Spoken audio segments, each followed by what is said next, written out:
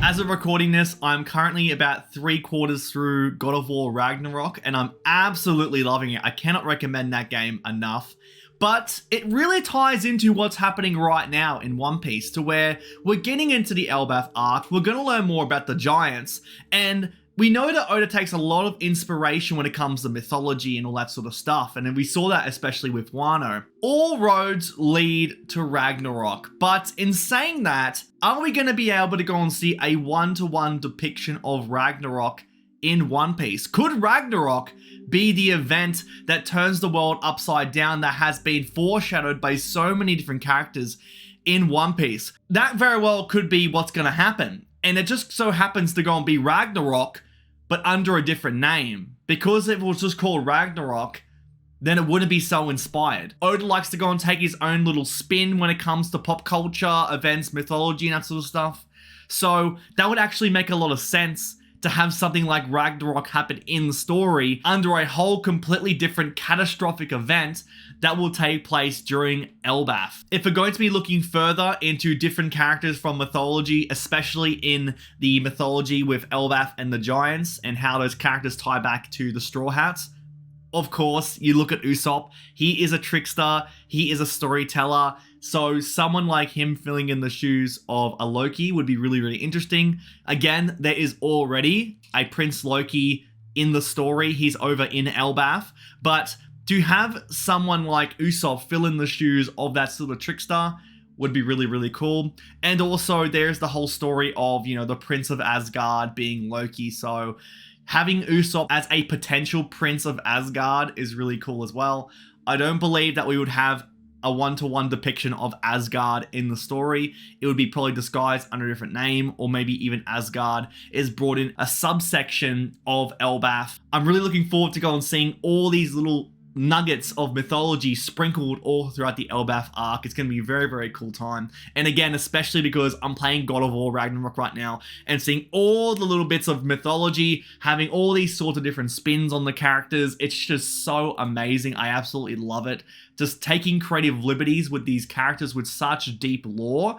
It's just why I'm so excited about One Piece, and why when Oda takes this sort of inspiration for these characters and he subverts our expectations again and again, I get the biggest thrill out of that, because he leaves so much info for us to make our own little theories and our speculations to get our little theory juices going. But then he just finds new ways to go and surprise us all. So when it comes to Elbaf, I would not be surprised if there is a depiction of Ragnarok under a different name, because there has been this prophecy that was made in Fishman Island of Luffy destroying all of Fishman Island. Wouldn't it be crazy if Ragnarok wasn't necessarily an event, but if Luffy himself was deemed as Ragnarok? Because indirectly, he is the one that is going to go and cause this destruction of Fishman Island and potentially Elbaf. We don't know how far this is going to go and spread. But the fact that Luffy is on this journey to becoming the most free pirate on the seas, to wanting to go and make freedom for everybody, in doing so, going against the world government, going against EAM and everything like that, it is going to cause a massive war. So either that itself can be called Ragnarok, or Luffy himself, the person that is going to go and spark all of this war between, you know, both opposing sides, where it's pretty much the world government versus everyone, the pirates mainly, that Luffy himself is Ragnarok. I think that'd be a really, really cool twist and a really creative spin to the whole events of Ragnarok and how they can tie in with Luffy himself. The thing is that with Luffy's power, being able to do anything he pretty much wants with Gear 5, we don't know the limitations of Gear 5. Oda can just go and flex his creative juices and just allow anything he wants to be put on those pages, which is why I'm so incredibly excited to go and see the next iterations of Gear 5, whether it be fighting against Lucci, whether it be fighting against whoever it is, after the Vegapunk little saga we're having right now. I'm super excited to go and see what Luffy in Gear 5 is going to go and do when there's actually a goal set in place. Because when he went and fought Kaido, it was defeat Kaido, set 103, right? when Luffy's going to have such an incredibly broad goal in front of him or an obstacle, whether it be the world government, you know, the Gorosei, Eam, whoever it is, he wants to go and, you know, liberate Elbaf, whatever the goal may be.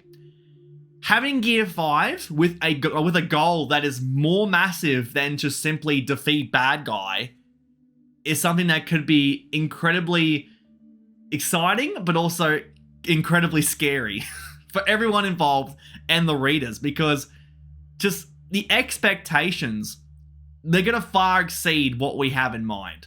And I know that Oda's going to do this. He did it with Gear 5. He subverted all of our expectations. And so the next few times he's going to go on Gear 5, they're going to be truly special. And I'm super excited about that.